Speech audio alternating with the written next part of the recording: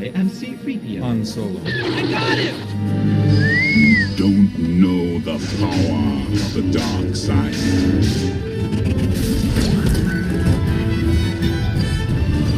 You were the chosen one! Execute Order 66.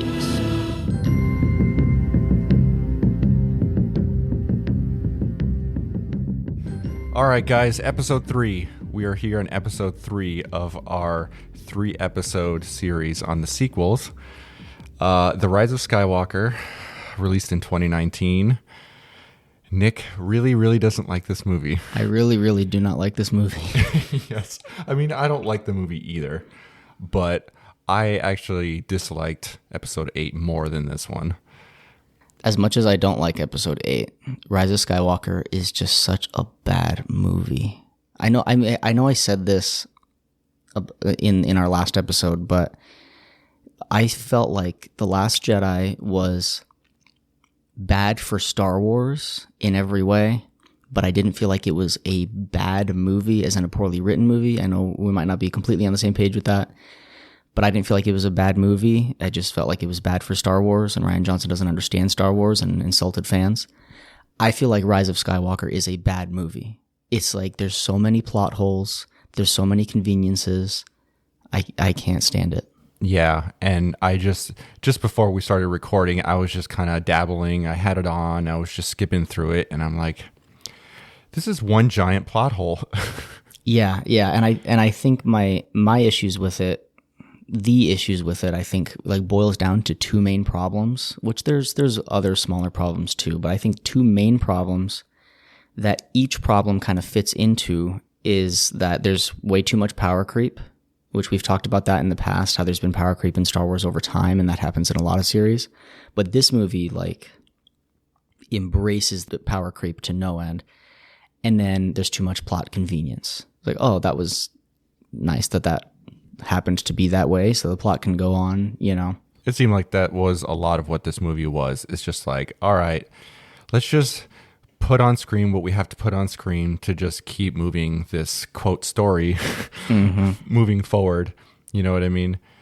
I think it rounded out what had been just this back and forth struggle between Rian Johnson and J.J. Abrams.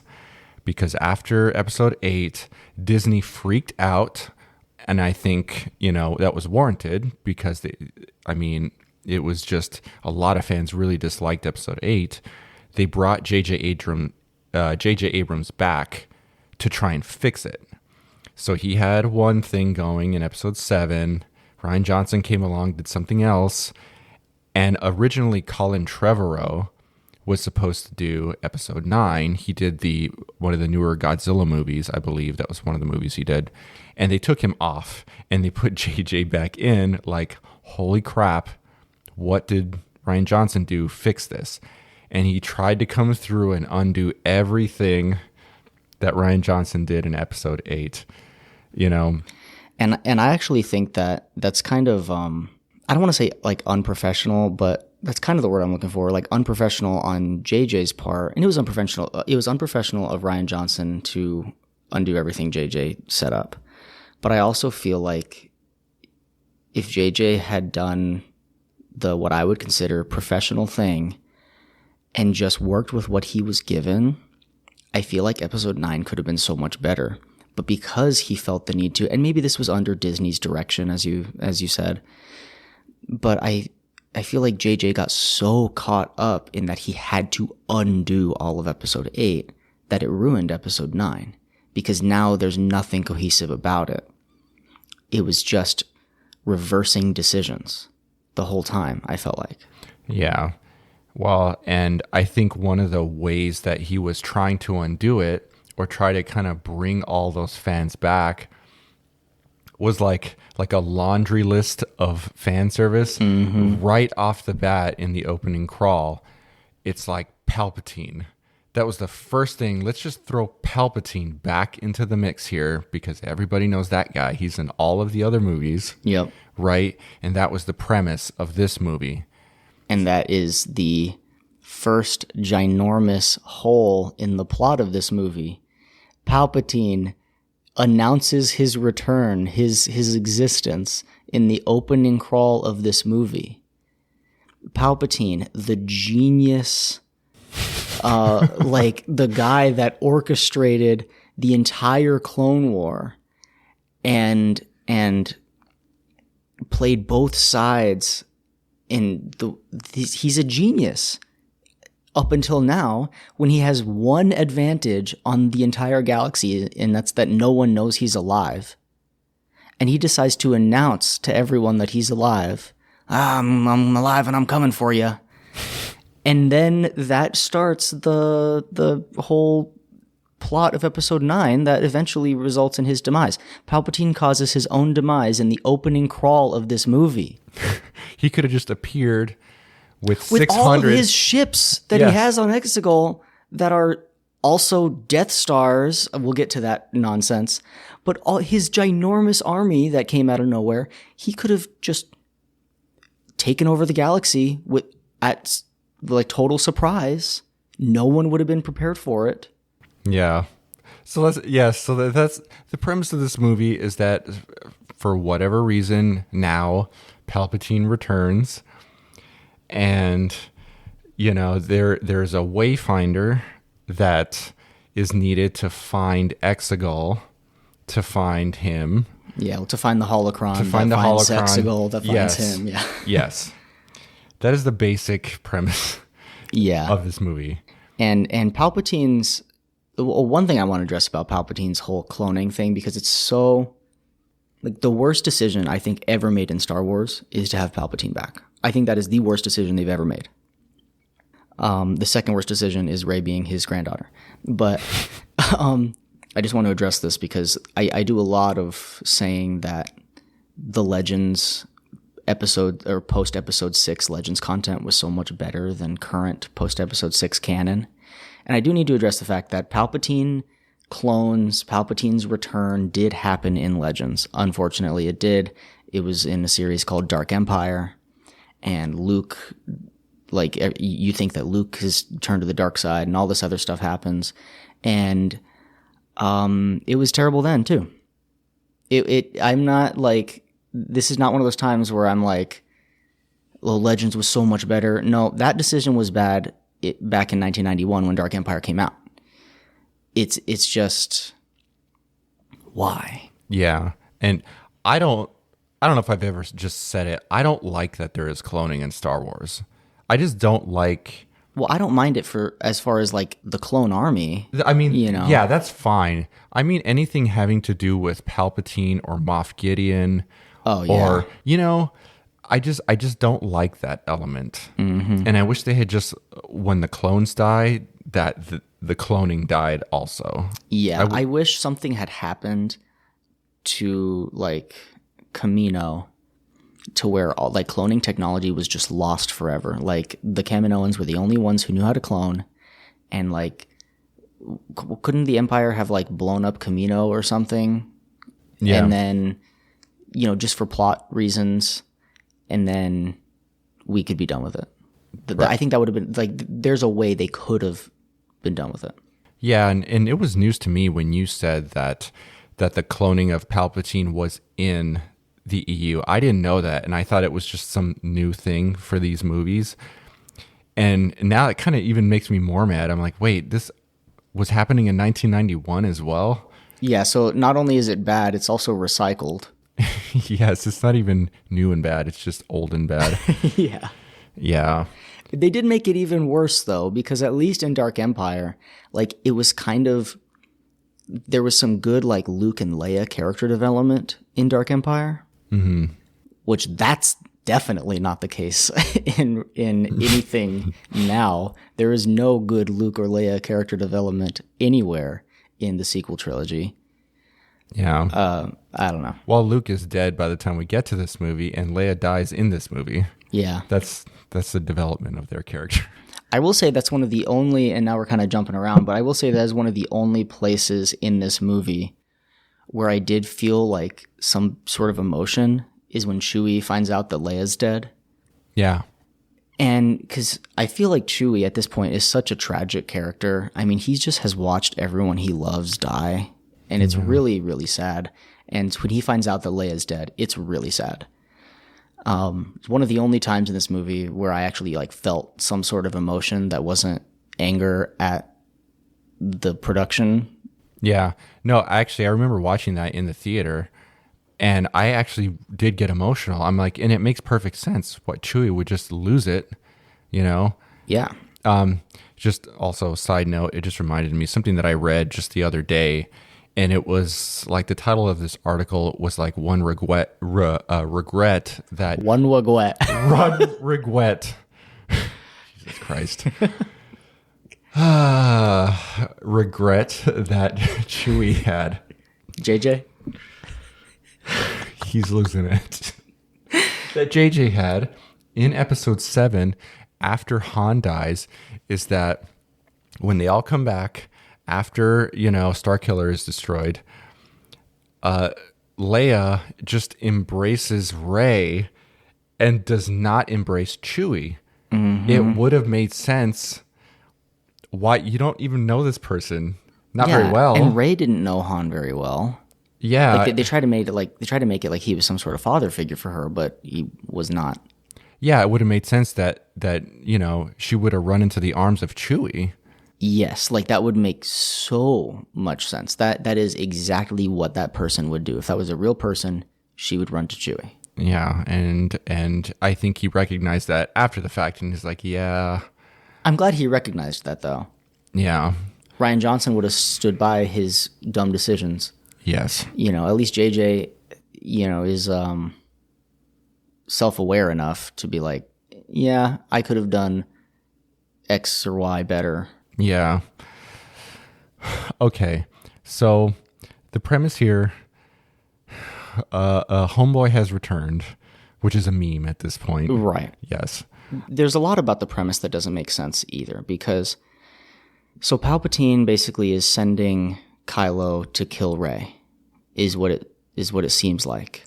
But then it also seems like his plan the whole time was for her to find him so that he could inhabit her, because he wants to like possess her at the end and whatever. And it's like, then why did you have Kylo trying to kill her this whole time? And there's like things that Kylo did that like definitely weren't like fake trying to kill her. Like he was definitely trying to kill her at numerous points throughout this movie. Like in the scene that is also in the trailer, when he's trying to run her over and she ignites her lightsaber. You see that in the trailer for episode 9. Yeah. He's trying to run her over in the desert. If she didn't jump out of the way, she would have died. So Kylo was trying to kill her, like unless he just knows she's going to jump out of the way. So then what was Palpatine's actual plan then? Was he trying to have her die? Or was he trying to inhabit her? Or was he just winging it and was like, well, if she dies, that's great. And if I inhabit her, that's also great. So I'll take either option. And while we're on the topic of that scene where Kylo tries to run her over, why did he try to run her over instead of just shooting her? Gotta look cool and do a flip. And then she does this and like, okay, so yeah, Rey doesn't have much lightsaber training, but we've already seen her do insane lightsaber feats that would normally take decades of training. We already know she can do crazy awesome lightsaber stuff because she's Rey and reasons. And Kylo knows this because he saw it in episode 7 and episode 8 firsthand multiple times. And he chooses to try to run her over while she has her lightsaber out. And how does that work out for him? She jumps over it and slices his thing in two, and there's this insane explosion crash on this thing, and then he doesn't have a scratch on him because reasons, But just shoot her. He's in this thing with these guns on it. Oh, but she has a lightsaber. We've seen it, Jedi, very powerful Jedi that have been trained for their entire lives, quite literally, be overwhelmed by blaster fire in Order 66. They can absolutely be overwhelmed by too much blaster fire. Why didn't he just shoot her from a distance? All she has is a lightsaber. He's in a speeder thing. Yeah. It's just little things like that. And I know it's like nitpicky, but it's so much throughout the movie. It's like, why do any of the characters make the decisions they make? Yeah. Well, and it's like going through this that is more of like, oh, we want a cool explosion. We want her to do a flip. We want this to happen. That's why it's there. It does, even though it doesn't make sense narratively. But like, this really bugged me, and I just watched it where, you know, they go to this planet looking for the Wayfinder, and there's this festival going on, you know, this big bright festival. And she has this thing with Kylo where they're kind of talking to each other, you know, and then he rips, which did that happen in episode 7 where like they can physically interact with each other's realities? I want to say in episode 8, you're talking about their Force Skyping thing? Yeah, yes. Yeah. Yes. In episode 8, I want to say there were like drops of sweat on his or her hand, like after they had like touched each other through the Force. I don't know. Yeah. It was something like that. And then, yeah, there's the necklace thing here. A perfect example of a freaking plot convenience. How convenient that she was wearing that necklace. Someone had put that necklace on her and it was exactly what was needed. And yeah. And then, so he's like, oh, we've had this analyzed. She's on this planet, you know, in this area. Okay, let's go. And then like they cut back and there's one random stormtrooper who just appears in the middle of this crowd of people. And then they shoot him. Well, who shoots him? But Lando Calrissian.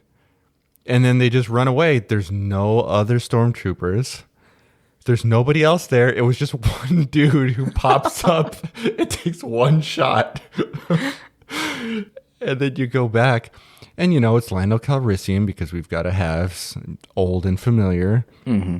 And he tells this story about, oh, I was here with Luke. We were tracking, you know, this one guy because he had the Wayfinder and blah, blah, blah. So here's my question. So I assume that this happened in the past at some point when Luke was alive, when he was younger. Was Lando just still chilling on this planet for years? Just, yeah, we went on this mission 15 years ago. And I was just hanging out over here in this little thing over in the desert for a while. I don't know, just waiting for someone else to come looking for the Wayfinder.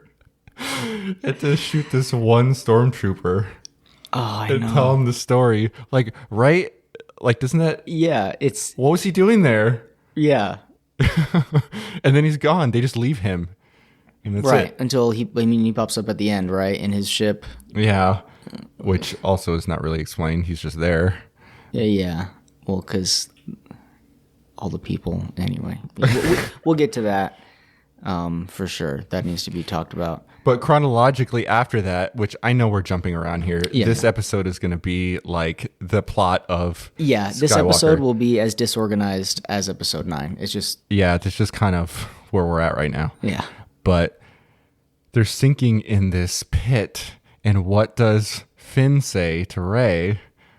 He says, there's something I needed to tell you. Yep. And then he never tells her And then he does not tell her. for the whole movie. Which we said in one of the other episodes that he was trying to connect it to what happened in episode 7, that they were setting up a romance there, which Rian Johnson just did away with. And I don't know if that was his way of saying that we didn't forget. But then he has her kiss Kylo at the end, which is like the most unnatural Yeah. action in the whole movie.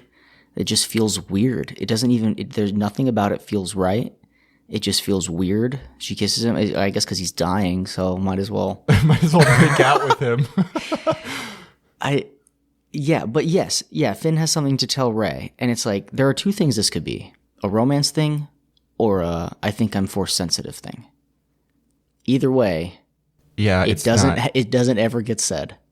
And that is really frustrating. Also, if we're staying on the topic of that sand scene, early on in the movie, we see Rey, which I don't think, and I didn't think about this either, but it was pointed out to me. I don't think people realize how important it is that Rey can levitate. Early on in the movie, we see her like meditating and levitating. And we don't see that any other time, except for maybe if you include Luke in The Last Jedi levitating like a half inch above the ground while he's doing his force projection thing.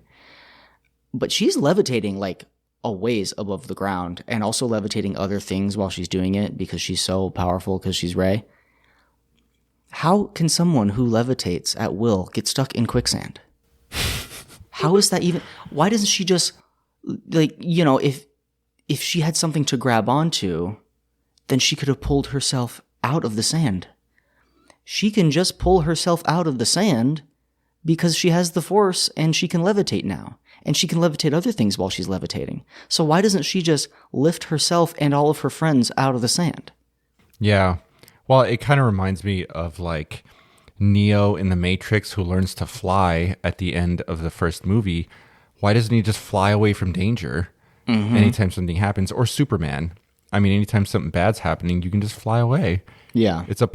It's difficult to make characters who But at who least can fly. Superman, like, he chooses to stay and fight in most of those situations. You don't see Superman getting caught in quicksand, you know? Right. Rey isn't staying because she feels like she should stay and therefore she's not using certain powers that she could. There's no reason to stay there in the dirt. She has no moral obligation to fight this sand. Right. But the reason she does is because they happen to fall perfectly into where they need to, right? Isn't that what happens? Yeah, they fall into this cavern. Yeah. So that's why she has to stay, is because the plot needs her to fall into this cavern. Yeah, which then leads them into this new Force power, just right at the end of 9 movies, where she can kind of lay her hands upon That worm thing the that wants to worm eat thing them? that wants to eat them and heal it, Yeah. you know? Oh my God. The fact that the Force can just heal wounds now is ridiculous. You know how helpful that would have been for the past 9 movies? Which apparently Yoda can't even do, or he never does it. Right, yeah. He could have healed so many people. Through the entire Clone Wars series, how many people died that didn't have to die? They all just had the Force. They all could have just... Well, and the reason they threw it in there is because right at the end, she has to be able to heal, was it Kylo, and bring him back? Okay, yeah, but let's talk about that for a second. Because, yeah, so she heals Kylo by, you know, magic Force powers. And so it's like, oh my gosh, okay, so Kylo's healed. But Rey had just, like, used too much of her own Force power fighting Palpatine. So then she's dying now because she forced too much, is why she's dying, I guess. Yeah. And then Kylo has to heal Rey, which so far we've only seen Rey do this. I can buy maybe one person discovered something new, but now Kylo can do it also, all of a sudden. Yeah. And then Kylo heals Rey, and it kills him. What? Yeah. But that's kind of like the power creep you were talking about, Yes. right?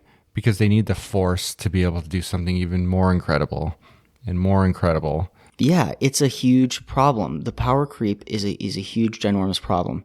When her and Kylo are trying to pull this ship out of the sky, or she's trying to pull the ship out of the sky because Chewie's on it, right? Or something like that. It's just Yoda, who's Yoda, has to like very slowly put a lot of effort into lifting Luke's X-Wing out of the swamp on Dagobah. It very slowly lifts out of the swamp, and he moves it over, and it's all this awesome thing. And then in episode 2, when Yoda's fighting Dooku, and Dooku knocks those things over so they'll fall on Anakin and Obi-Wan, like Yoda has to stop what he's doing, stop fighting Dooku, so he can put all of his energy into keeping this metal thing from falling onto those two guys so that Dooku can get away. It's like it always takes this effort to stop something in its tracks. But then Rey just pulls this thing out of the sky. Yeah. Turns into Force lightning. Yeah, and then the Force lightning thing. Oh, God. And I guess you can chalk that up to her being Palpatine's granddaughter, you know, but... Yeah, well, I mean, that's one of those flips where, and you said you hate that Palpatine is related to her. Yeah, it's ridiculous. Because, you know, What are the odds? And and you and I have disagreed on this, that I want her parents to be somebody important. You like that they're not somebody important. Yeah. So it's like, okay, her parents aren't anybody, but her grandparents is none other than Palpatine, the evil lord. Yeah, and what that decision did is just disappoint both parties. Yeah. So I wanted her to come from nothing. Mm-hmm. And you wanted her to come from somebody beloved. Instead, they had made her come from someone who sucks. I don't know. The worst human imaginable. The worst person they could have chosen, too. And it's just, whether you like Palpatine as a villain or not, I think Palpatine's a great villain. I think he's a horrible grandfather for Rey. And so I'm not happy. You're not happy. You wanted the other. You're not happy either. Yeah. It just disappointed everyone. Well, now it just seems stupid, which it is. It is. It's know? very stupid. Yeah. Well, and this kind of leads me into, I think the one thing that I like about this movie, because it harkened back to something very basic about Star Wars that I like, which is her struggle to not fall to the dark side. Because that's like one of the number one things about your hero is that they're tempted by the dark side. And so throughout the movie, she's seeing visions of herself as a Sith Lord. So she's being tempted by Kylo. And so there's this struggle. I mean, she's struggling. She doesn't want to go to the dark side. She sees that who she could become. And just side note, what is this switchblade lightsaber that she has? Yeah, there's no reason for it. It's just so it can look cool. Yeah. And there's a Jedi, what are they called? Way Seeker in the High Republic that has the same style lightsaber, and it's white. And I love the High Republic, but it's a dumb lightsaber design in whatever era you put it in. It doesn't make, there's no reason for it. I mean, the blades already go away. How much smaller do you need it to be? I don't know. Well, and if you don't unfurl it, it's two blades next to each other. Which is not helpful to anyone. It doesn't do anything. How is that helpful? It's already a beam that can cut through anything. The second one is not helpful at all. If the first one didn't get you. Right. The second one will. This should have been in our lightsabers episode. I know. And, the way you got to hold it to hit somebody with it, you're going to have the blades like in line with each other. So it might as well just be one blade. It's not like you're going to hold it sideways so you can make two cuts on them. Like, how would you even hold it that way? Two-handed? You'd have to do it two-handed and it would just look so stupid. But yeah, it's just like more things just so it can look cool. And then when you think about it, it's really stupid. I'm going to get this out of the way so that I don't have to have a tangent about it.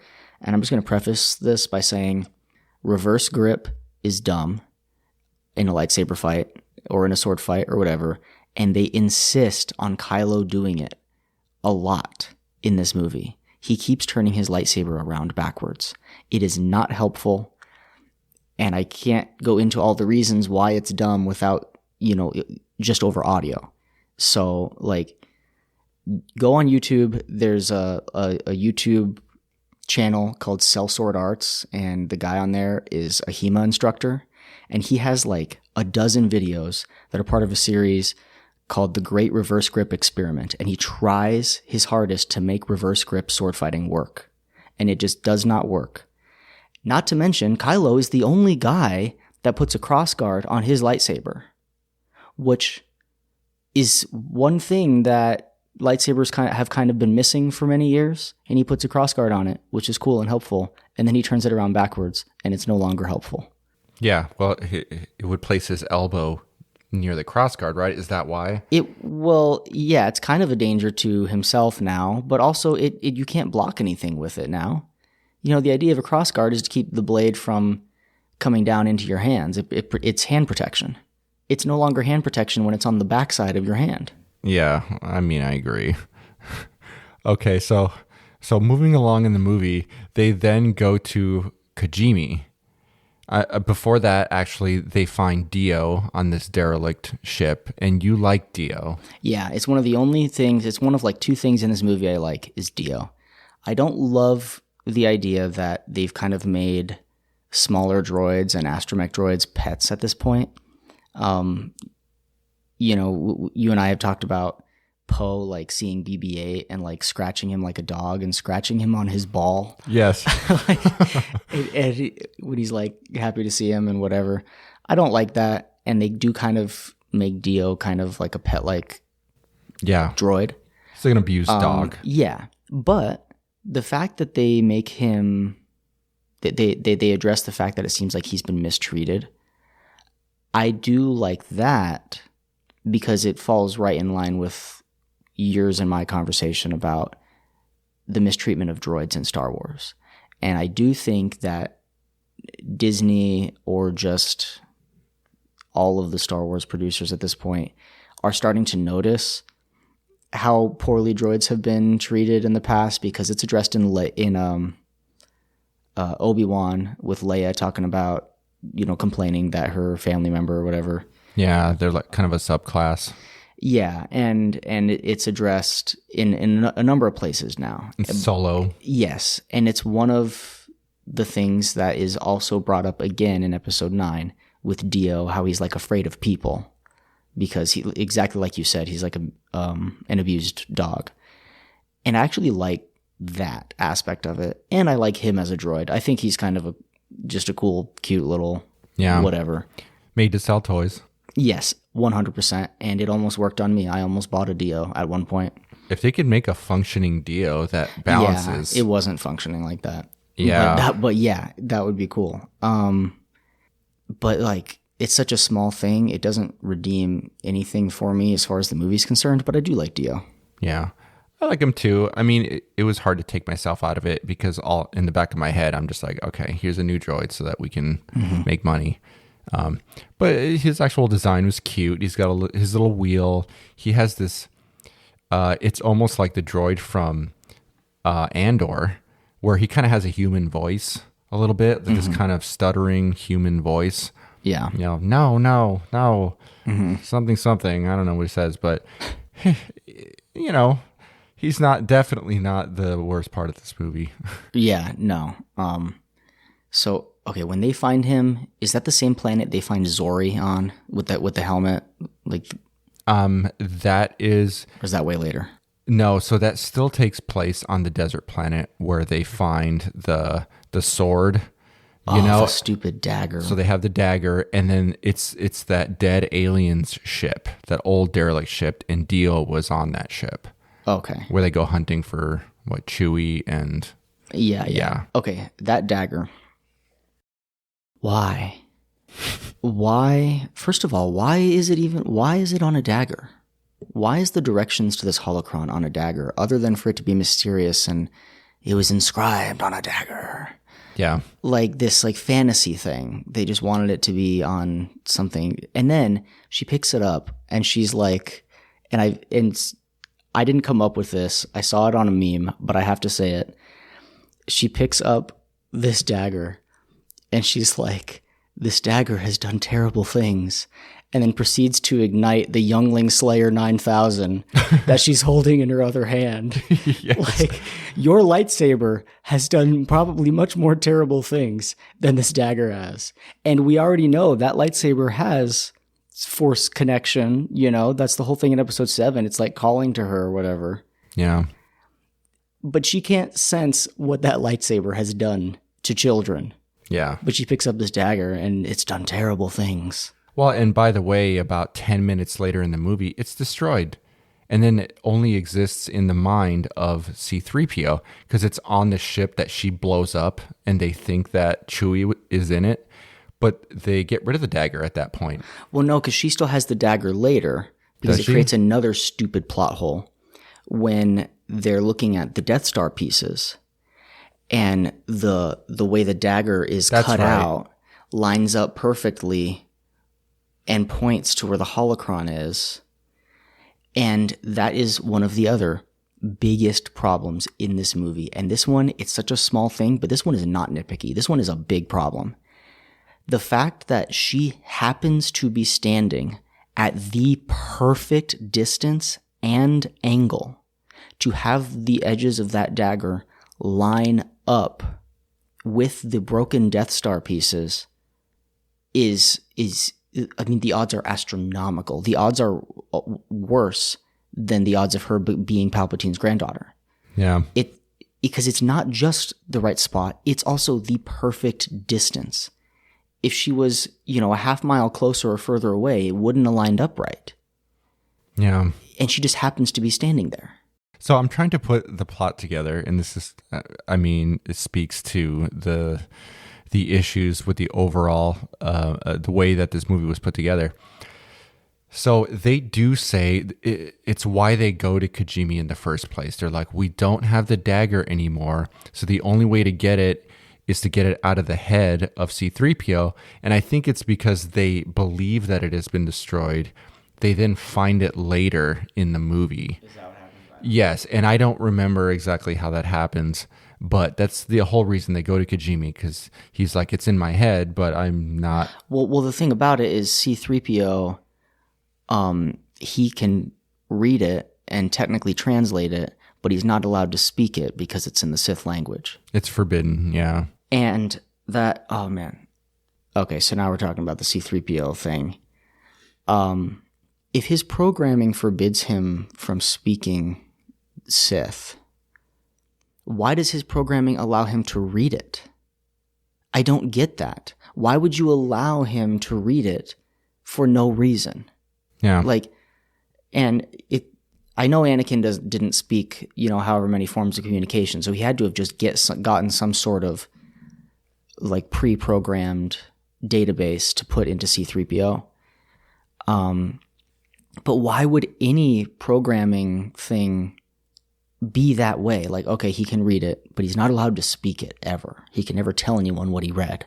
Yeah. Well, it doesn't make sense, because if you really didn't want this Sith knowledge out and about in the universe, then you would have him simply not be able to read it, because if he can read it but not speak it, then what they did is exactly what can happen. Some criminals can find him and forcibly remove it from his memory. Yes. So why you have it there in the first place? And then, so they're getting to their solution. Like, for him to speak what he's read, his memory has to be erased. Why? Yeah, why? What do those two things have to do with each other? Well, like, what? And then somebody, I think it's Finn, says, well, doesn't R2 back up your memory? And C-3PO is like, oh, R2's R2 units storage is incredibly unreliable. And then they just move on from that. It's like, he's such a beloved character, you're not even going to try? Like, R2, he might be unreliable, so we're just not going to back up his memory. Yeah. They don't even want to attempt it. Yeah.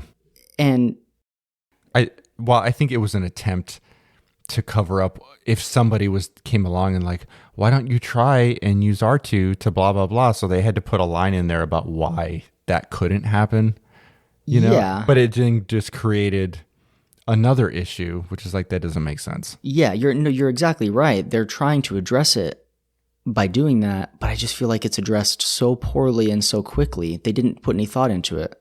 Like, they're sitting around a table trying to write this, and one of the other writers was like, well, wouldn't R2 just back up his memory? And one of the other writers went, we'll just say that R2's storage is unreliable. And they went, okay, and then moved on. And like, that was as much thought as went into it. Yeah. They just went with the first idea and then moved on. And then when they talk about his memory being erased, they do this weird thing that we talked about in the Droids episode, where they try to have it both ways. They try to have it be emotional and funny. It's Poe, I think, or somebody says, he makes a quip about, oh, so now he's going to be even more annoying, like, yes, after his memory's gone. And it's like, in this episode, you cannot have it both ways. I mean, in this scene, rather, you can't have it both ways. Yeah, it's like, is it emotional or? Yeah, we love 3PO and we're sad that he's going away until we don't. Yeah. Until he's back and it's like, oh yeah, we hate this guy. Yeah, and it's one thing when Star Wars, for however long it's been out, to have it both ways in completely separate scenes. Some scenes, their deaths are funny. Some scenes, they're being hurt and it's not funny. And we've talked about that. They're trying to do it simultaneously here, and it works even less. Like it feels just wrong. And then he loses his memory, and it's so sad. And then R2 had the backup anyway. Yeah. And so then the whole thing was pointless. The whole conversation, the whole everything, that whole scene was absolutely pointless. The statement about R2 unit storage not being reliable evidently is either incorrect or they lucked out once again. Because R2 had the backup and everything's fine. Yeah. And now he can read Sith. Or now he can translate Sith. He could already read it for some reason. And now he can translate it. And the whole scene, they could have just had C-3PO read it and translate it and moved on with the plot. Again, then the whole scene didn't have to happen. Yeah. But yes. So at this point in the story, I'm trying to think back. They then know where Exegol is, right? At this point, do they then? Yeah, because he was translating from the holocron, right? No, or because it's the holocron that leads them to Exegol. So he translates what was on the dagger, and then the dagger leads them to where the holocron is, and the holocron is in the Death Star. Is in the Death Star, and the fact that any pieces of the Death Star survived atmospheric entrance and then landing on the planet is also ridiculous. I don't care how incredibly well made the Death Star was. Yeah. Meteorites, I know Star Wars doesn't care about being realistic. I know, but I can only suspend my disbelief so much. Meteorites and other particles, other things from space burn up in the atmosphere, and if they're still strong enough to be in a solid piece when they hit the ground, they leave these ginormous craters, and the meteorite vaporizes. It's gone. It's in fragments, and there's still full-on solid pieces of the Death Star on this planet. Well, there are intact rooms. Yes. That she goes into. I hate it. Yeah, well, and it also, I don't know the layout of that particular planet, but you have areas of water and you have areas of land. It lands right on the beach so that they can stand on the coastline in the very perfect spot. Right. And I think at that point is where they introduce these horses things, which really bugs me later in the movie. Yup. Where they're running on the Death Star or the Star Destroyers. Yes. Yes. God, it's dumb. I don't know if they were just trying to go for something unique. We've never seen horses on a Star Destroyer. Okay. Yeah. Let's talk about that. So they say that I don't even know where to begin. Okay, because there's so much. It's the ending that I have the biggest, all these millions of issues that weave in and out of one another. But I want this to be an understandable conversation. So let's talk about the horses specifically for now. Okay. They decide that they need to do a ground assault. Is what they say. Yes. They decide they need to do a ground assault, which was never on their radar in any of the plans. Oh, but now we need to do a ground assault. Forget flying closer and just landing there. We need to do a ground assault. Why? There was never a plan to do this ever. Why did they even have the horses there? It's just an extra.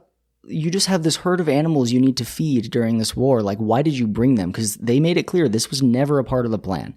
That was never something that was supposed to happen, was a ground assault. So the horses were not brought for war reasons.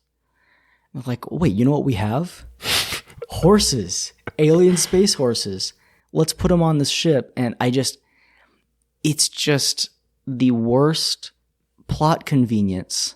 You know what we got? We got the horses. They're we're going to leave this planet. Let's take all of our horses with us and keep Yeah. them in the hold and feed them.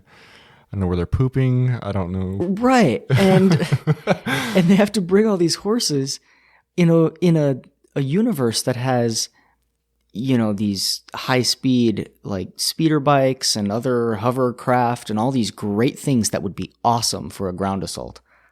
Or even if you want creatures per se, you can have a cool alien creature. I don't know if it was a money thing or Let's just dress up a horse. I don't know. I'm sure they spent a lot on the CGI on those things. It's just weird. They just want it to look cool and, like you said, unique. And it's such a weird decision to me. I don't know why the horses were on the planet, like with them, like why they brought them along for time reasons. Well, we can't drop off the horses. We just got to take them. I don't know. I think it just came down to visually. We want some very interesting moment where there are horses on a Star Destroyer. That's it.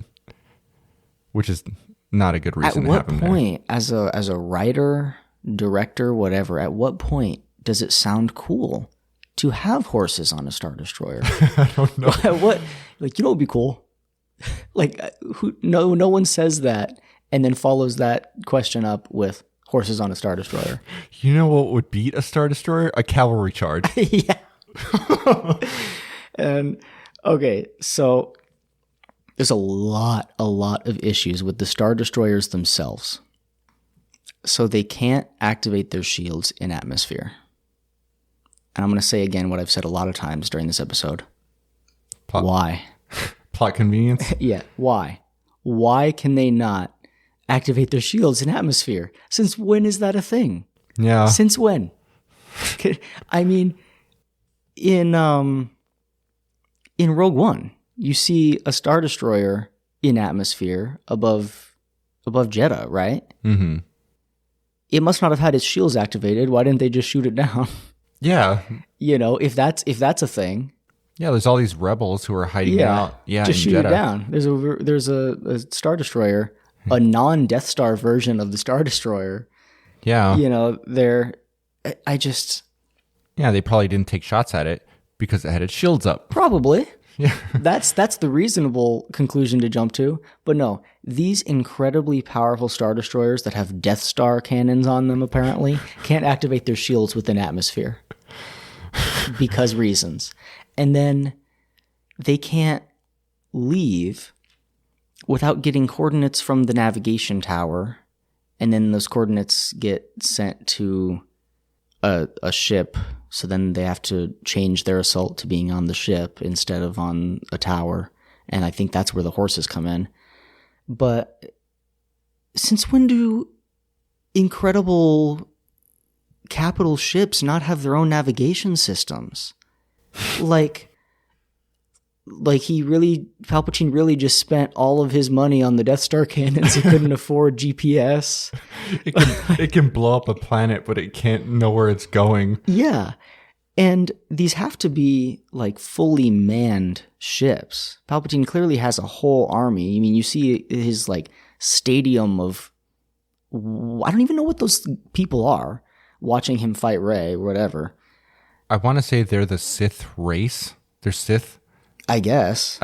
But he's not even, I mean, if we're talking about like EU Sith race, he's not even Sith. He's human. Yeah. Maybe that's what they are. So I don't know. But so that whole thing's weird. But okay, so these have fully manned crews because they're not going to fly by themselves. And they can't just leave. Like all these ships should just leave. But they can't because they need to be told where they're going. And that just does not make sense at all. Yeah. They can leave and I'm sure they have great communication systems. Like, I'll just jump out of here and we'll figure out where to meet up later. Like, yeah, we're being attacked. We'll figure out where to meet up later. Let's jump out of here so we can at least activate our shields. Maybe they can light speed skip. Oh, that I did want to talk about that. What the heck is that? I hated that. Light speed skipping. And they went back and there's like a book about Poe, where in this one book he learns about light speed skipping. So they kind of I don't know if you really call it a retcon, but they kind of retconned it. So like he wasn't making it up on the fly in episode 9. It's like, no, he learned how to do this. They use preset coordinates that only like they are aware of, and they jump between those coordinates to light speed skip to try to lose whoever's coming at them. And it's just so dumb. Yeah, and it's part of the power creep. We can't just like try and get away. We have to have this cool moment where we're like in an atmosphere, and then there's a giant creature, and then we're in what looks like Cloud City. I don't know if that was supposed to be Bespin. Yeah, maybe. Yeah, which is, more fan service. Right. And it's tearing apart the ship, and like it kind of is a callback to like Han saying how dangerous it is to do this without just, the perfect precise calculations. In episode 4 when he's like hyperspace isn't dust and crops, kid. It's, you can need precise calculations. Yeah. And okay, so cool. So him doing this is incredibly dangerous. But then the whole retcon thing with the book where he learned hyperspace skipping kind of says that he did have precise calculations. It implies that he had coordinates in his mind, like a set of coordinates that he would use if he ever needed to hyperspace skip. So then he did have precise calculations. So then why was it so dangerous? If he knew exactly what to do. Exactly where he was going and what he was doing. Yeah. Well, on this light speed thing, you said you wanted to touch on it. The Haldo maneuver, which they then kind of undo in this one, right? Yeah, because they say, somebody suggests doing the Haldo maneuver, and then someone else is like, oh, the Haldo maneuver is 1 in a million. And then they move on, and they don't explain why. Why is the Haldo maneuver 1 in a million? Seems pretty straightforward to me. Quite literally straightforward. At light speed. Yeah. And these movies created all these issues that then they felt the need they had to go and fix in other content, books and comics and that kind of thing. Because they do talk about in other content how there's this period during a hyperspace jump, like during a light speed jump into hyperspace, that you can kind of actually see visually where the ship kind of warps and stretches, then jumps away. And it's like, I think what it was is like the Haldo maneuver has to happen. Like you have to make contact during that part in your jump where you're still like tangible enough to do damage, but you're far enough into your jump where you can't be hurt kind of thing. Or no, actually that would make sense because Haldo died. I don't remember how it was. They did something that they had some sort of explanation later, not in this movie, on why it had to be done just so perfectly. But making the Haldo maneuver 1 in a million does two things. It confuses us because we don't know why, because the vast majority of Star Wars fans are not doing these deeper dives to find these answers. But also, it kind of cheapens the Haldo maneuver in Episode 8 because there was an incredibly high chance that wasn't going to work. There was she had a 1 in a million chance of this working, and she bet everything on it. Yes, causing her crew to mutiny by not telling them about this 1 in a million chance. Right. Because she knew that they would. It's like, you're betting all our lives on this 1 in a million chance? Yes, exactly. They should have mutinied. Yeah. Should have been successful. They had a higher chance of doing whatever their plan was than Haldo being successful in her suicide mission. So they've just, that's one of those examples of JJ trying to retcon other things and ruining it by doing it. Well, and the fact that a lot of this stuff is addressed in the other extended media, I think speaks to how these all are plot holes, because they felt the need to then go back later and be like, well, let's try and explain this a little bit so it seems to make a little more sense. Yeah. Than it did in the movies, where it made no sense at all. Yeah. And then some of the worst examples of power creep I've ever seen are Star Destroyers with Death Star cannons on them. Dude, I hated that. What? They all have Death Star cannons on them? How is that? That just sounds dumb. It sounds ridiculous. The sheer size that the Death Star needed to be for that to work. And now you can slap a Death Star cannon on a Star Destroyer, and they're all Star Destroyers. He has a whole fleet, of Death Stars. He has a whole fleet of Death Stars now. And it calls back to our other thing that we've said, where why would that be good? You're just going to blow up your whole empire? Yes, you're trying to take over and colonize and be an empire. Right. But you can't just blow up all the planets. Where is your empire? The goal is to take over. The goal is not to destroy. He wants to be the emperor of something. If you just blow up all the planets, you know, I get it. It's like a fear tactic. Like, okay, we should never have to use these. It's just so they know we can. It's like a nuke situation. Or every now and then blow up a Yavin 4 Right. where there are rebels. To remind them of our power. I get that he wasn't actually going to go blow up his empire, but it's just so much. It's so ridiculous. Yeah.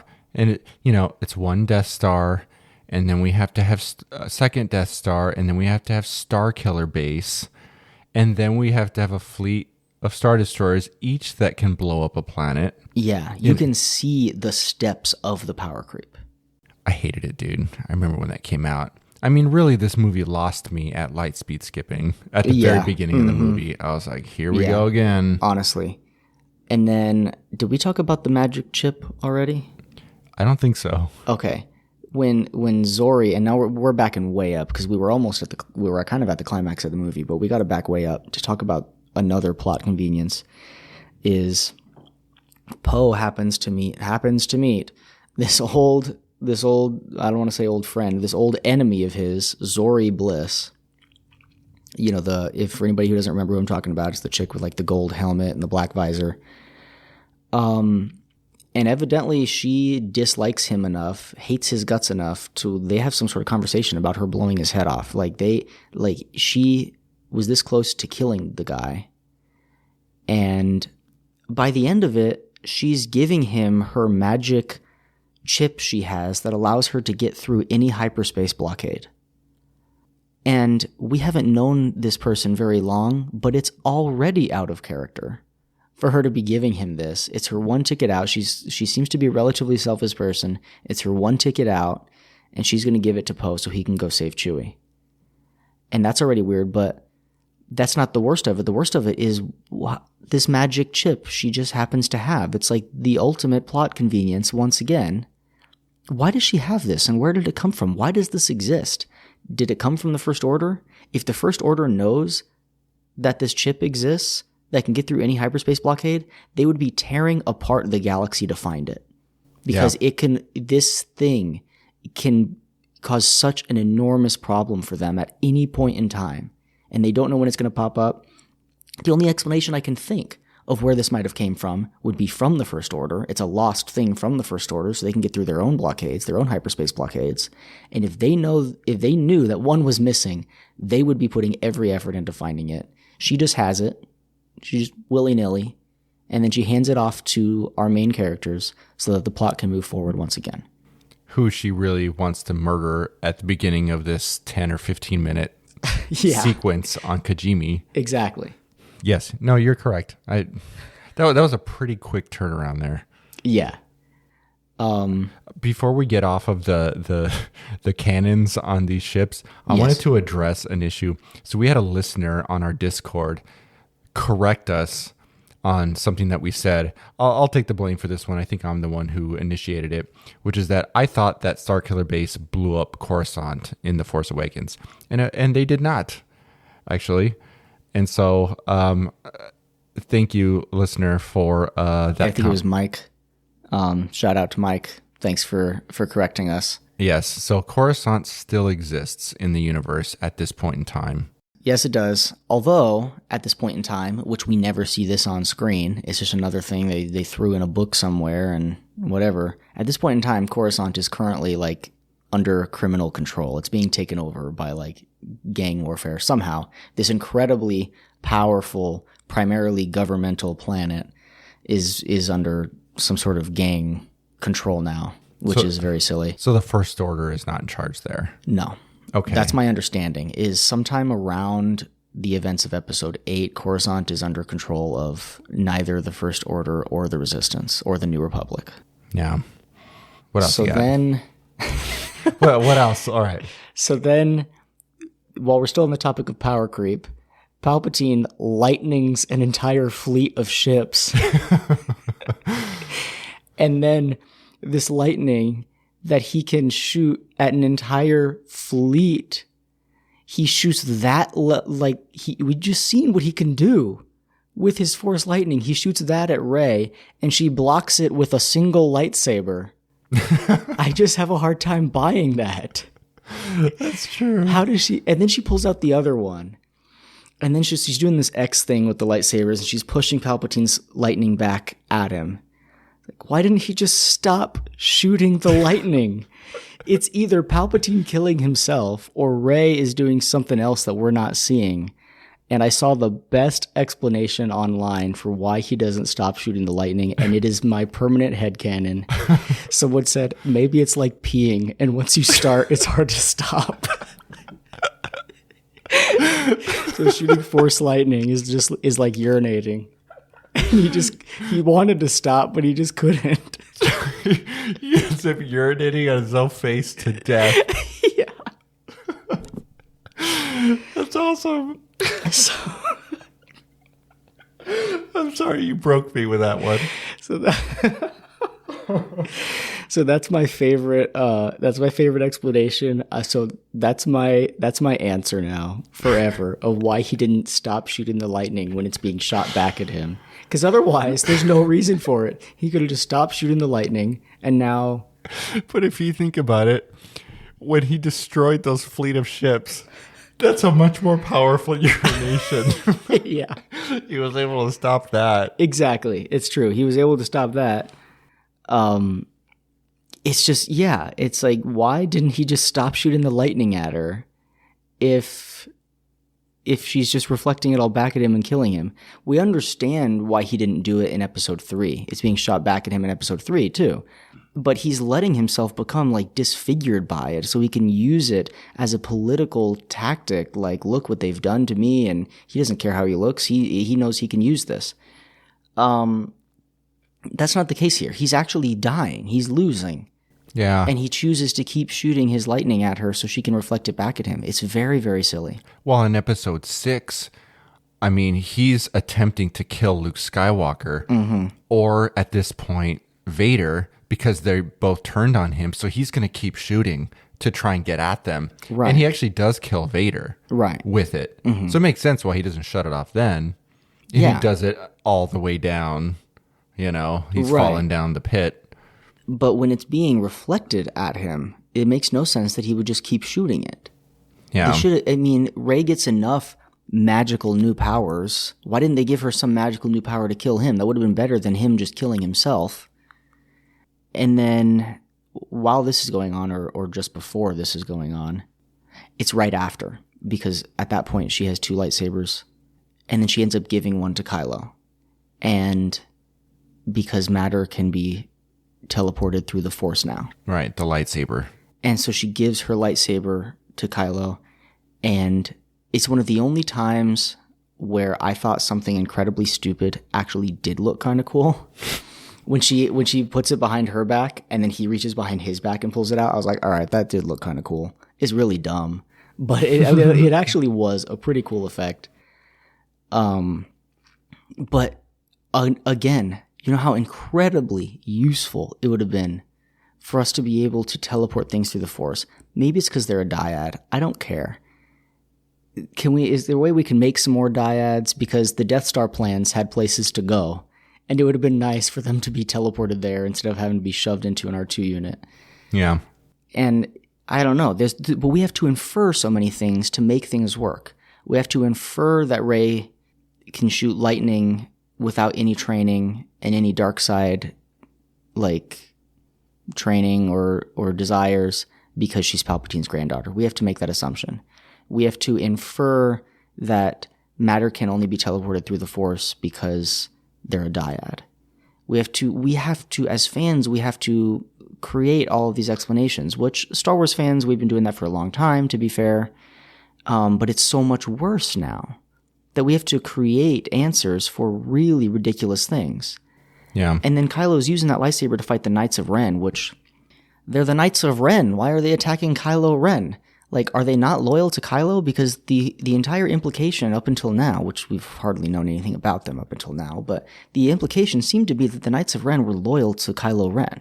That's why they're the Knights of Ren. And I would think that if Kylo changes sides, the Knights of Ren would change sides with him.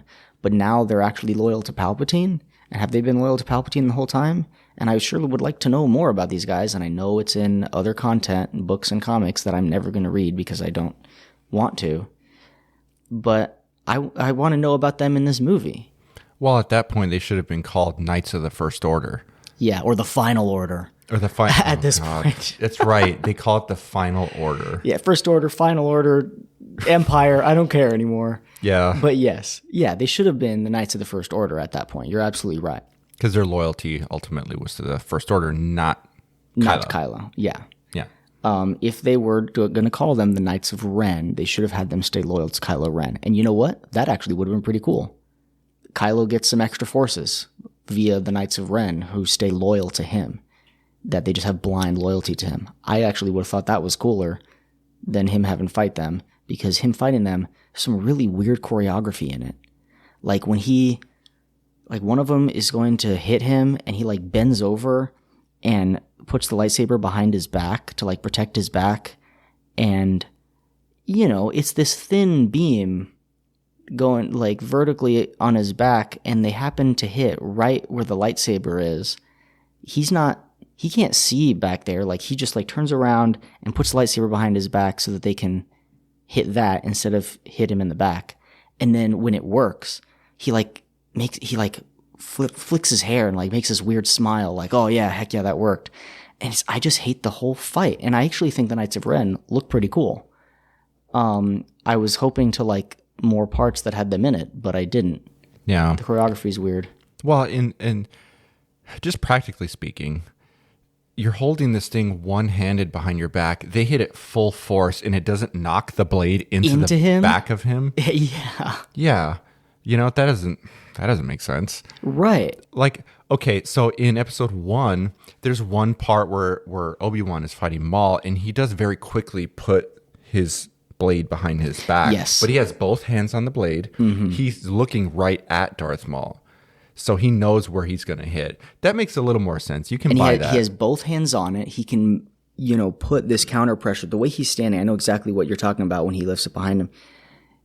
Kylo has there's no structure to his posture when he's blocking this one hit. He has no leverage. Right.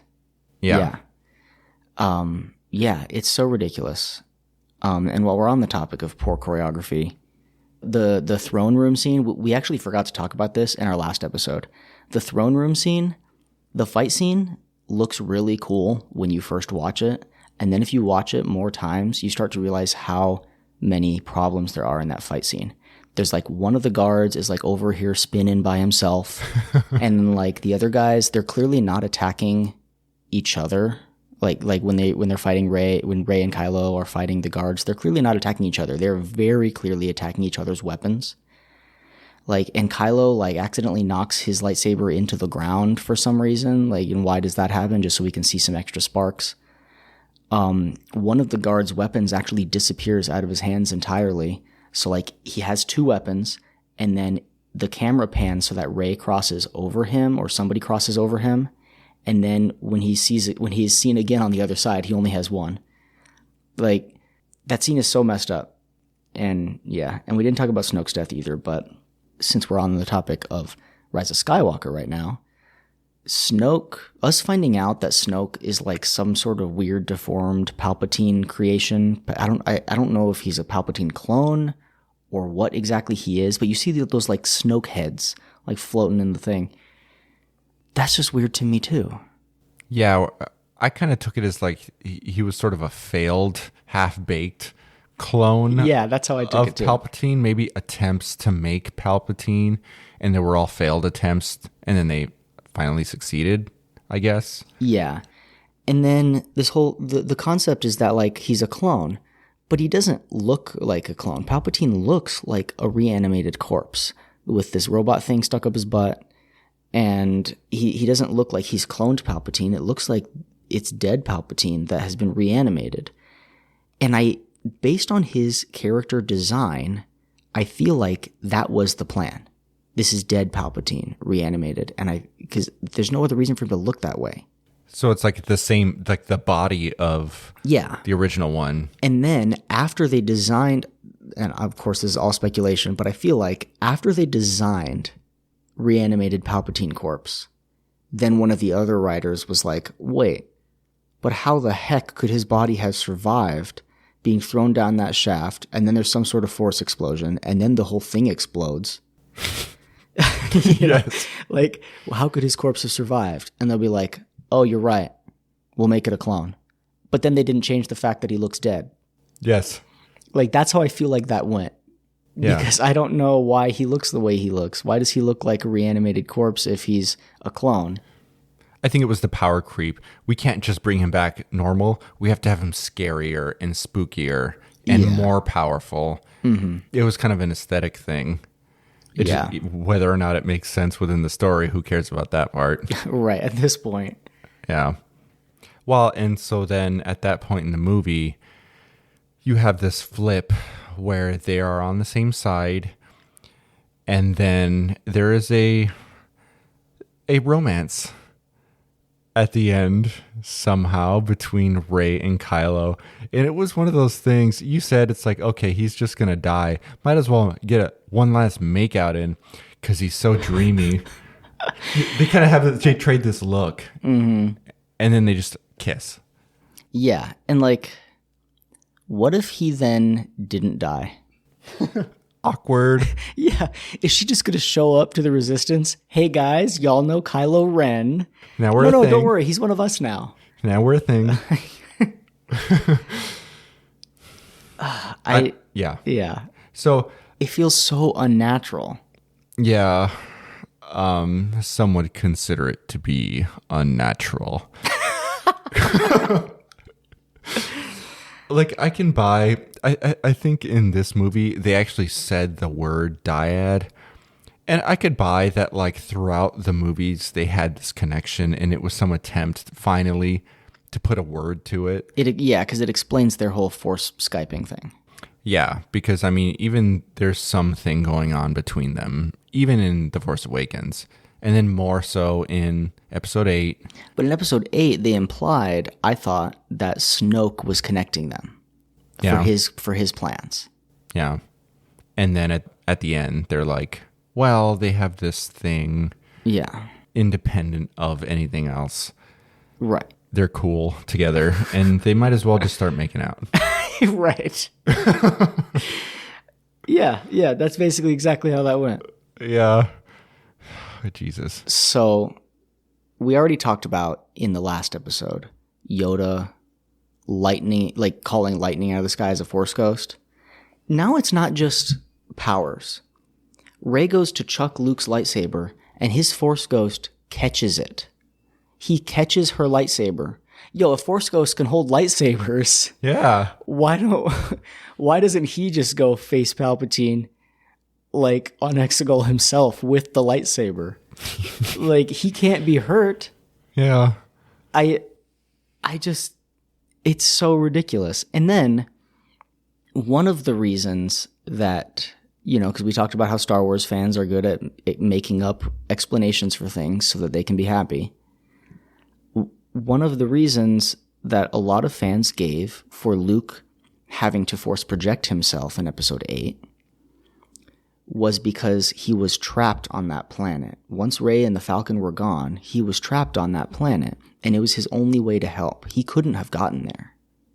But we find out in this movie that his X-Wing was in perfect working order the whole time. Yeah. And he picks it up with the Force. So, more Force ghosts using Force powers. They can call lightning out of the sky, they can use their telekinesis, and they can hold lightsabers. They are the most powerful beings to ever exist. But they choose to stand idly by until Rey decides that she is all the Jedi, and then she almost dies because she forced too much. Yeah. I didn't notice it before, but even on just this watching, I don't know if this is your interpretation. You mentioned that she's floating in the beginning. Mm-hmm. And I think the phrase she's saying is, they're with me, right? Okay, they're maybe, with me. I don't remember, yeah. They're with me. And then MCU humor, they're not with me. Right at the end. And is that her trying to call all of the Jedi at the beginning. That's kind of what, that's what it sounds like. Yeah, which of course the delivery is idiotic. Mm-hmm. They're with me. They're with me. It's this nice, awesome moment. She's in tune with the Force, and then they're not with me. And then she does this cool little flip and hits the ground. Yeah. Yeah. I mean, that goes into the over the top MCU humor in this one. You know, Yes. There's the thing with Kylo's helmet where he rebuilds it. Yes. Right. And there's Totally symbolic. yes, he comes back into this room and he's like, I sense you have some thoughts on my appearance, General Hux. And he's like, no, splendid, sir. I love the look. Like, it's great. And then they just move on. Yeah, and like, why would Kylo give a crap what other people thought he looked like? Why? I don't even understand why. I get they're trying to make a joke, but why would he even say that? The joke came from Hux, not from Kylo. Why would Kylo even ask that question? Yeah, I don't know. Why does he give a crap what other people think about his helmet? He's just insecure. Yeah, I guess. Yeah. But that's totally symbolic for JJ piecing back together what he had set up. Rian Johnson broke it, and JJ put it back together. Yeah. Very poorly, but he put it back together. Yeah. That was like, I feel like that was on purpose. It was. Yes. Yeah. So you have all of these. We're gonna throw in fan service, everything fan service we can think of. One I did like, and I thought it made sense. And I read an interview that the only reason that Harrison Ford was willing to come back in this movie is that it was explained well enough to him by J.J. Abrams why it made sense that he would actually come back. And it was in the mind of, he's not a Force ghost. He's not Right. a Jedi. It was like a memory kind of Yeah, thing. is that they had to make this turn from, Kylo being evil, coming back. And I actually did like that scene where Harrison Ford comes back, he's talking to him, and he makes that turn. And I actually do like that Harrison Ford came back. I thought it was good, because that was one of the better parts of the sequels was Kylo Ren falling, I don't know if I have the strength to do it, Right. blah, blah, blah, and he actually does come back around at the end. I did like that. Yeah, I'm okay with it. I can't say I felt super strongly about it one way or another, but that's better than the way I feel about the rest of the movie. If I didn't feel that strongly about it, then it must be pretty good because... Yeah. Well, and I think we've established that I am very partial to Han Solo. And it's one of the reasons I'm very hard on The Force Awakens is that I just loved Han Solo growing up and they killed him and I hated that. And so maybe I just like seeing Han Solo on screen. Yeah. I might be biased. But that's okay. Because it's something that there's nothing wrong with that scene from any sort of objective point of view. There's nothing, they didn't make him a Force ghost, so they weren't breaking canon. They, like, the delivery was good because Harrison Ford's delivery is always good. It did spark some emotion and it was not a bad scene. Yeah. I like that. The only other positive I have, and actually some people don't like this, but I actually kind of liked it because to me, it was it was Star Wars to me, was the whole, when all the people show up on Exegol and they're like, it's not a fleet, sir, it's just people. And like people helping people, like some people didn't like that. I actually, like, to me, like that's some of what Star Wars is about. I was like, yeah, this is Star Wars. Like all those different ships showing up out of nowhere because they all just wanted to help take down the bad guys. I liked that. Yeah. I don't know. It was a little sudden. They just all show up, like a whole lot of them. Yeah. But I like the concept. Yeah. Realistically, they definitely wouldn't have all shown up at the same time. Unless they had all met somewhere beforehand, which wasn't something that was established. It wasn't like, okay, you're going to go meet, on Yavin first. And then once everyone's ready to go, then we'll jump in. Yeah. That didn't happen. So yeah, it was definitely, you're right. It was very sudden and unrealistic, but to me, it was one of the only parts that felt like it fit the Star Wars theme the morals that generally come with the original Star Wars movies, it kind of fit into that for me. But like that and Dio are like the only positives I really have about this movie. Yeah. Unfortunately. Yeah. 2 points I wanted to make. They didn't really fit in anywhere. Rose Tico. She's a big part of episode 8, intentionally so. And I think in that episode, I talked about how Rian Johnson didn't like the interplay between Finn and Poe, so he threw in Rose Tico to try and make it more interesting, while J.J. Abrams was like, screw that, I'm bringing him back. In like the very first scene, they're playing chess with Chewie and they're old buddies again, and they go off on this mission near the beginning of the movie, and Rose walks up and is like, I would love to go, Finn is like, we want you to come along. Well, the general, Leia, wants me to look at old schematics of old Star Destroyers, so I'm going to stay here. So I'll see you later.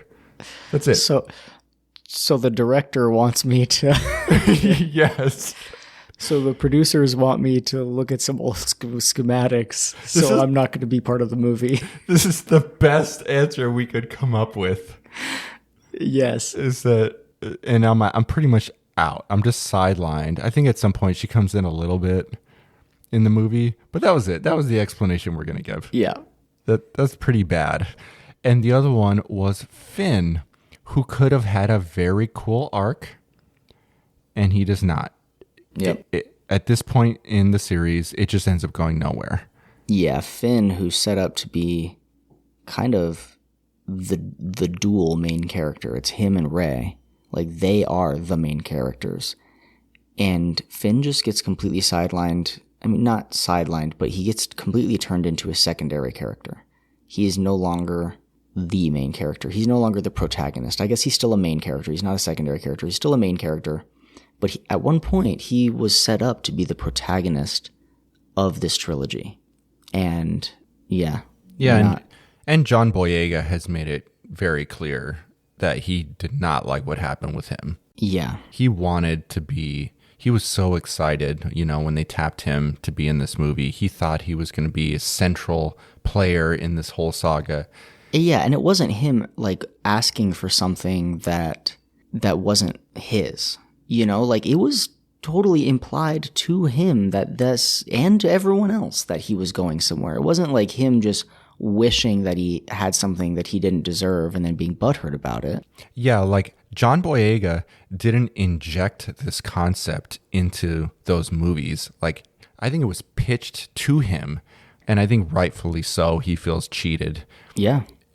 And at this point in time, when this was recorded, Rey is sort of having this revival. And I don't know if it's because John feels burned and he doesn't want to come back, or they are still sticking with this. He's nobody. Yeah. So we're not going to bring him back. Yeah. He's not really going to be part of this going forward, I don't think, unless he makes just a cameo. Yeah, because we don't know if he's been even offered anything to do with whatever Rey's movies are going to be. Yeah. And also... there's media with, not media, but like real footage of Poe, who's the actor who plays Poe, Oscar Isaac. He was also not happy with what happened with his character. And he was one of the few who just really didn't change throughout, and that's it.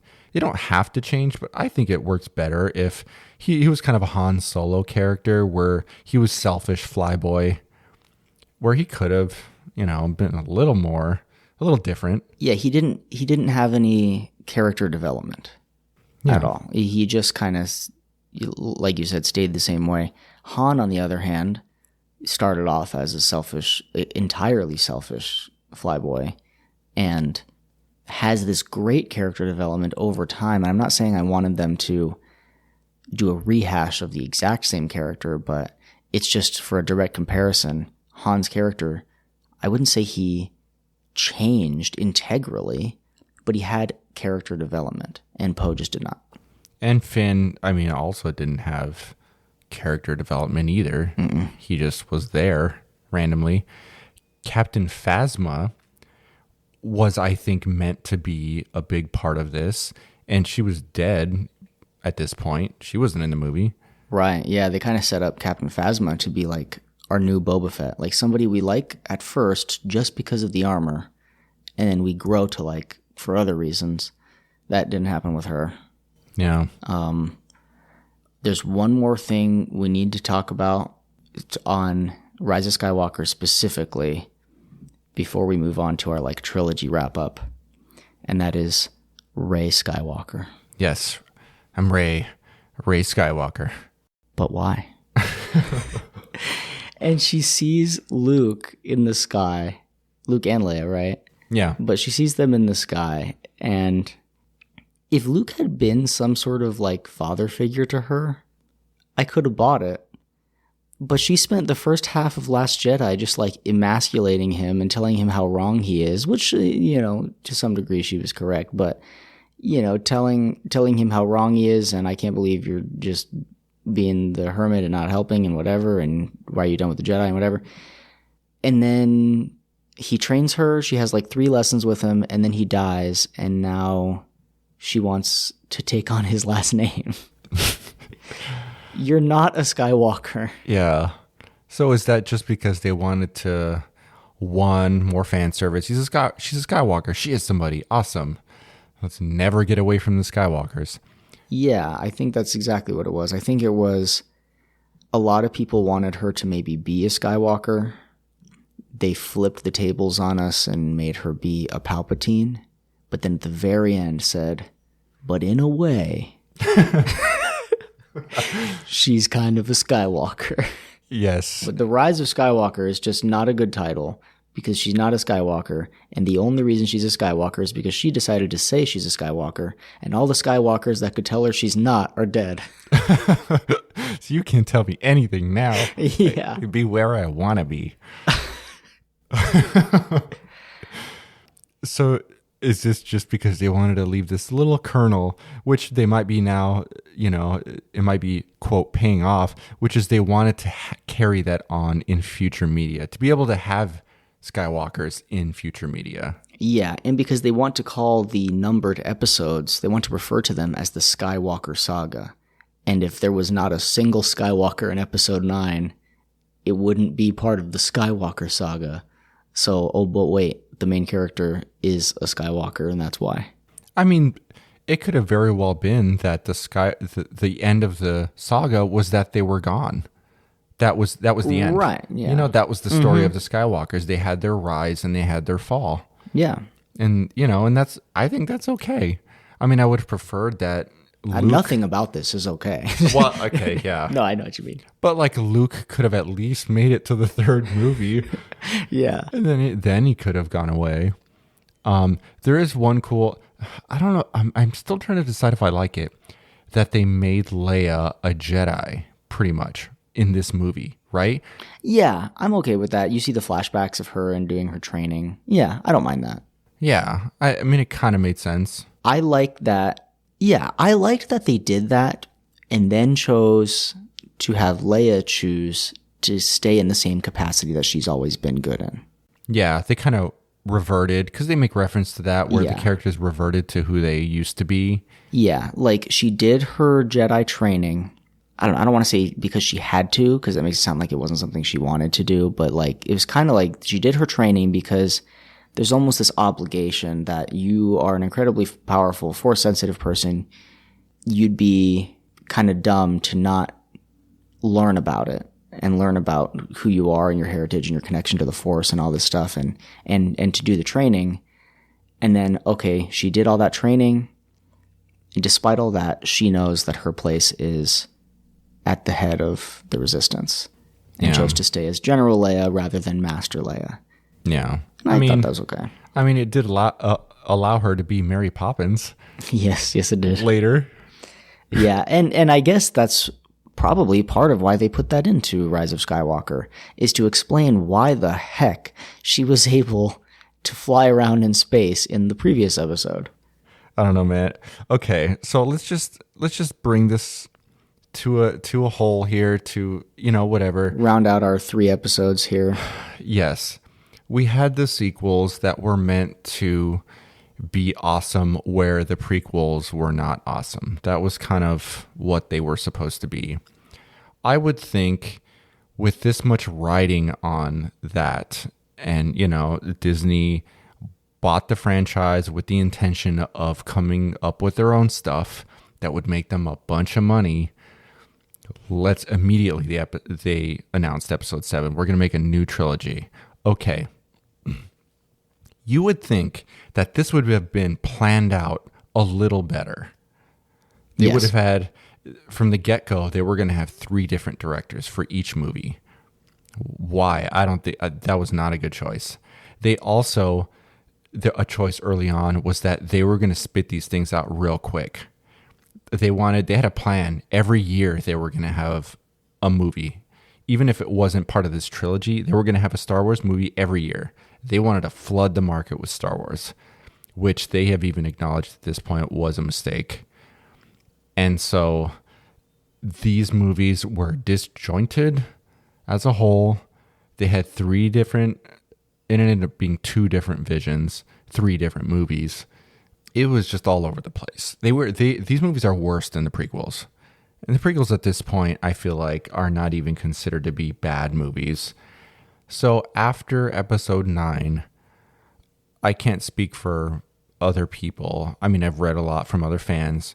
Star Wars was dead.